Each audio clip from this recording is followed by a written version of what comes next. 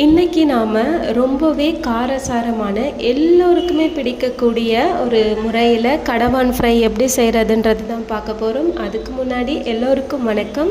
என்னோடய பேர் பிரஹி. நம்ம சேனல் நேம் பிரஹி விலாக்ஸ். இன்னும் சேனலை சப்ஸ்கிரைப் பண்ணாமல் வீடியோஸ் பார்த்துட்ருக்கீங்கன்னா ப்ளீஸ் சப்ஸ்கிரைப் பண்ணிக்கோங்க. வாங்க கடவான் ஃப்ரை எப்படி செய்கிறதுன்னு பார்க்கலாம். அண்ட் கடவானில் இருக்கக்கூடிய மையை க்ளீன் பண்ணிவிட்டு ஒரு 2 டைம்ஸ் மட்டும் வாட்டர் விட்டு கடவானை க்ளீன் பண்ணிக்கோங்க. அதிகமாக க்ளீன் பண்ண வேண்டாம்.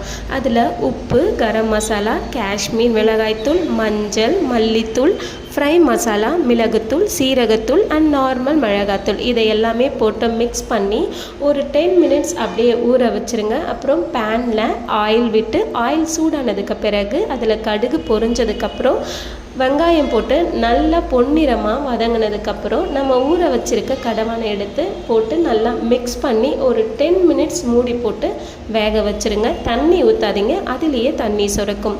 ஸோ 10 மினிட்ஸ்க்கு அப்புறம் பக்கத்தில் ஒரு பேனில் ஆயில் விட்டு அதில் வெங்காயம் போட்டு வெங்காயம் நல்லா பக்கோடாக்காக்கு ஃப்ரை ஆகிற மாதிரி நல்லா ஃப்ரை ஆகணும். ஸோ ஃப்ரை ஆன அந்த வெங்காயத்தை எடுத்து நம்ம கடவானில் போட்டு மிக்ஸ் பண்ண போகிறோம்.